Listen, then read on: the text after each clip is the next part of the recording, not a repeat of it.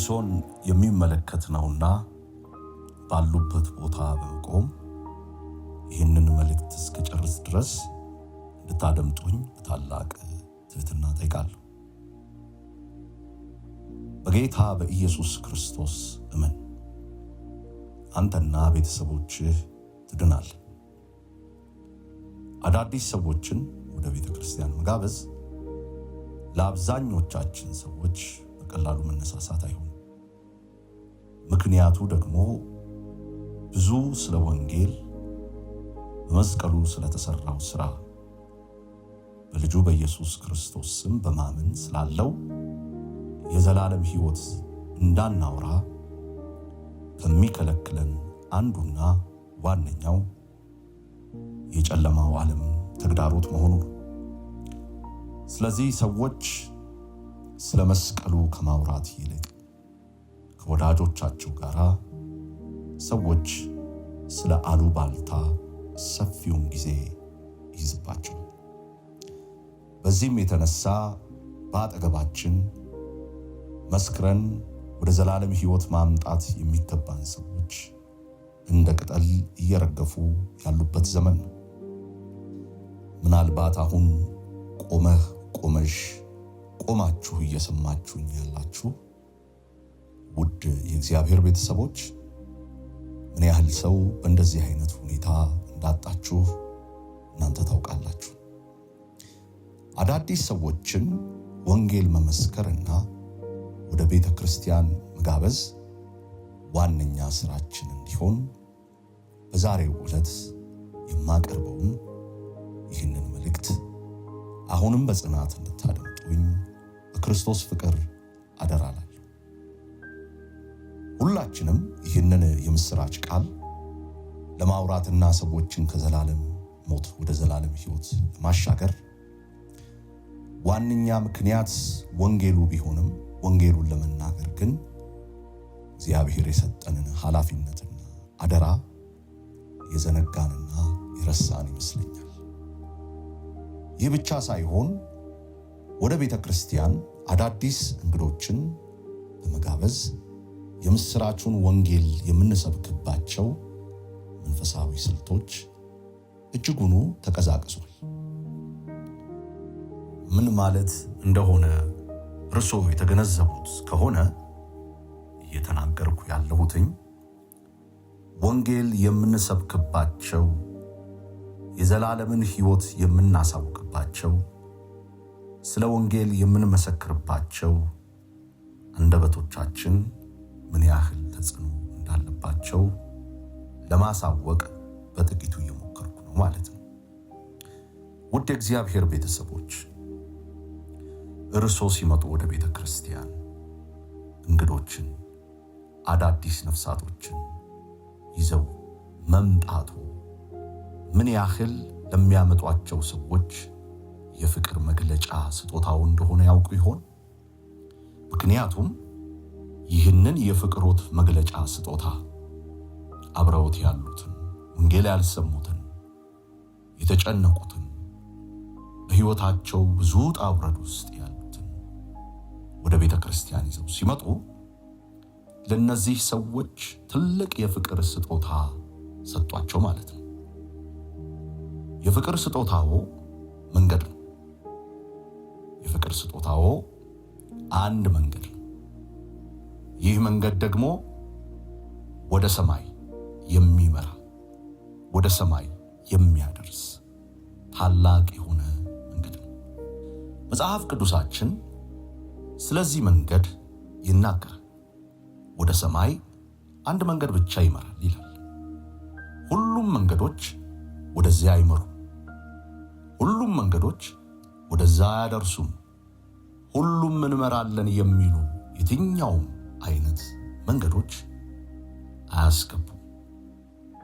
ብዙዎች ሁሉም መንገዶች ወደ እግዚአብሔር ይመራል ሲሉ በአደባባይ ይሰማሉ፣ በሶሻል ሚዲያ ይሰማሉ፣ በሃይማኖት ስፍራዎች ይሰማሉ፣ በአካባቢዎች ይሰማሉ፣ በዙሪያችን ይሰማሉ። ሆኖም ግን መጽሐፍ ቅዱስ ይህንን እንደሚያሳየን ሚሊዮኖችን ወደ ገሃነም ወደ ዘላለም ሲኦል እየመራ ያለው እጅግ የተሳሳተ ግንዛቤ ሁሉም መንገድ ወደ እግዚአብሔር ያደርሳል የሚል እንደሆነ ያሳውቀናል። ብዙዎች ይህንን መንገድ በሁሉም ሃይማኖቶች፣ ብዙዎች ይህንን መንገድ በብዙ መልካም ሥራዎች፣ ብዙዎች ይህንን መንገድ በብዙ መልካምና ደስ በሚያሰኙ በሚመስሉ ሰላማዊ በሚመስሉ ሃይማኖታዊ ተግባራቶች መግባት እንችላለን በሚል ያስተምራሉ። ይህ ነው ብዙዎችን ሚሊዮኖችን ወደ ዘላለም ሲኦል እየከተተ ያለው። ውድ እግዚአብሔር ቤተሰቦች ወደ ቤተ ክርስቲያን ስትጋብዙ አጠገባችሁ ያሉትን ቅዱሳት መጻሕፍትን እንዲያነቡ ስታደርጉ ከላይ ቀደም ብዬ እንደጠቀስኩት ውድ የፍቅር ስጦታችሁን የምትሰጧቸው ሰዎች ምን አይነት ግንዛቤ እንዲኖራቸው ይረዳቸው ይሆን? ስለዚህ ሁሉም መንገዶች ወደ እግዚአብሔር ስለማያደርሱበት እናንተ መርጣችሁ የምታሳዩአቸው ግን ወደ እግዚአብሔር ስለሚያደርስበት ምን ይሆን? ወደ እግዚአብሔር ቤተሰቦች ወደ እግዚአብሔር የሚያደርሰው መንገድ አንድና ብቸኛው በአዳኙ ኢየሱስ ክርስቶስ ብቻ መሆኑን በግልጽ ቅዱሳት መጻሕፍት ያውጃሉ። እስቲ ቅዱሳት መጻሕፍት ስለ እግዚአብሔር ማድረሻ ስለሆነው አንድና ብቸኛ የማዳን እቅድ ማለትም ስለ መንገዱ ምን ይላል? በዚህ ክፍል ላይ የምንመለከተው አዳኛችን መድኃኒታችን የናዝሬቱ ኢየሱስ ክርስቶስ ፍጹም ሰው ፍጹም አምላክ የሆነው በሥጋው ወራት በዮሐንስ ወንጌል ምዕራፍ 14 ቁጥር 6 ላይ እንዲህ ብሎ የተናገረውን ጌታችን ኢየሱስ ያወራውን እናነባለን። ኢየሱስም መለሰ፣ እኔ መንገድና እውነት ሕይወትም ነኝ።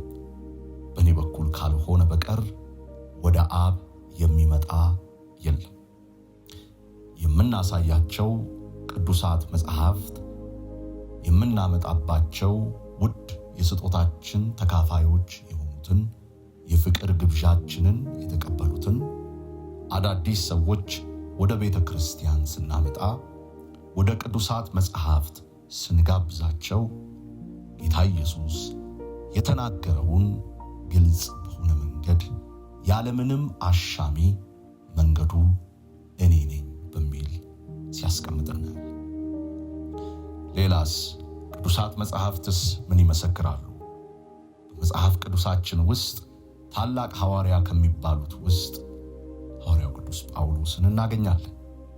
ሐዋርያው ቅዱስ ጳውሎስ ወደ እግዚአብሔር ስለሚያደርሰው መንገድ ብዙ የተወሳሰበና ብዙ የተጠላለፈ ነገር አላስቀምጥም፣ አልጠቆምም። ሰዎችም ግር እንዲሰኛቸው አድርጎ አልተናገረም።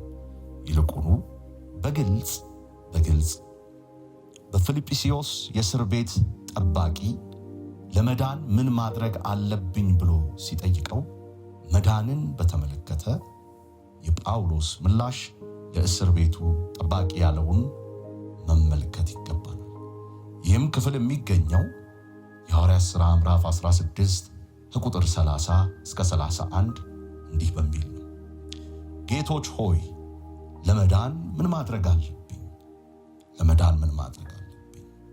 በቁጥር 31 ላይ ብዙ ሐሳብ ቀላቅሎ አልቀረበም።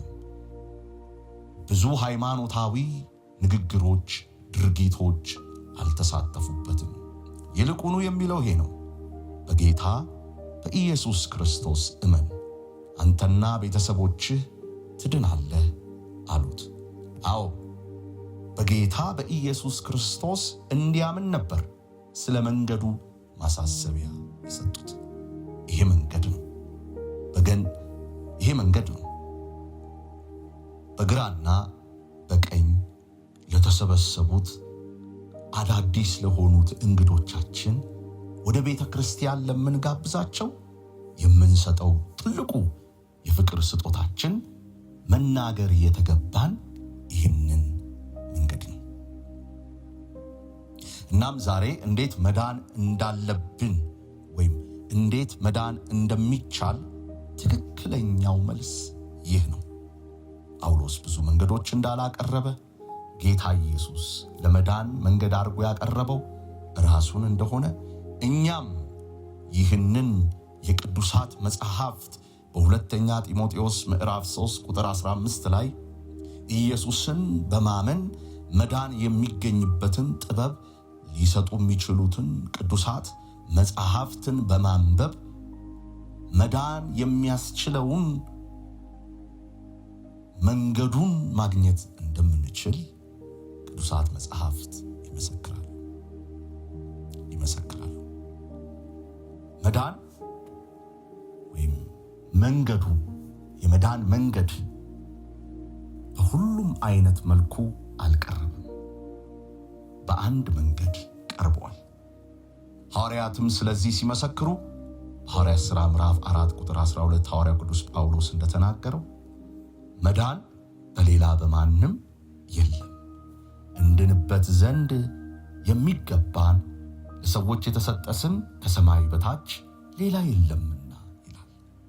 ይህ መዳኛ መንገድ የሆነውን ታላቁን ጌታችን መድኃኒታችን ኢየሱስን ሰዎች ወደ እግዚአብሔር የሚያደርሰውን መንገድ ይህንን ጌታ በልባቸው ላይ እንዳይሾሙ በትውልዱ ላይ ብዙ መከራን፣ በምስራች ቃል አቅራቢዎች ላይ ብዙ ዱላን፣ ብዙ ወጀብን፣ ብዙ ስቃይን ቢያኖርም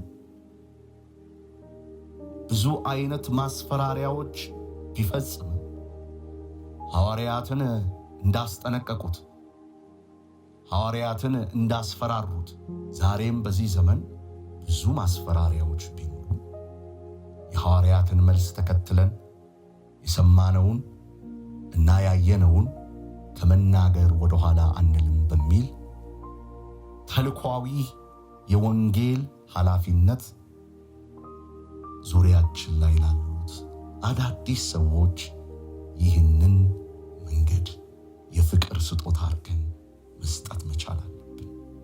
መንገዱ አንድ ነው። ይህ መንገድ የናዝሬቱ ኢየሱስ ነው። ሐዋርያት ሰይጣን ስለ ስሙ ሲያሳድዳቸው፣ ሰይጣን ስለ ስሙ መከራ ሲያሳያቸው፣ በእስር ቤት ሲያጉራቸው፣ መከራን ሲያስቀብላቸው የተናገሩት ይህንን ነው። በሐዋርያት ሥራ ምዕራፍ 4 ከቁጥር 18 እስከ 20 እኛስ ያየነውን የሰማነውን ከመናገር ዝም ማለት አንችልም አላቸው። ውድ እግዚአብሔር ቤተሰቦች በዙሪያችን የሚሰሙን አሉ።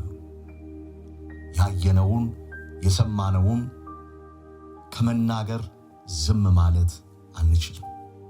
በእርግጥ ይህንን ሐሳብ ይህንን ሰማያዊ መልእክት ተቀብያለሁ፣ የእግዚአብሔር ሰው ዝም ማለት አልችልም፣ ያየሁትን የሰማሁትን እናገራለሁ የምትሉ ከሆነ አንድ ነገር ልነግራችሁ እፈልጋለሁ። ወደ ሰማይ ብዙ መንገዶች አያደርሱም።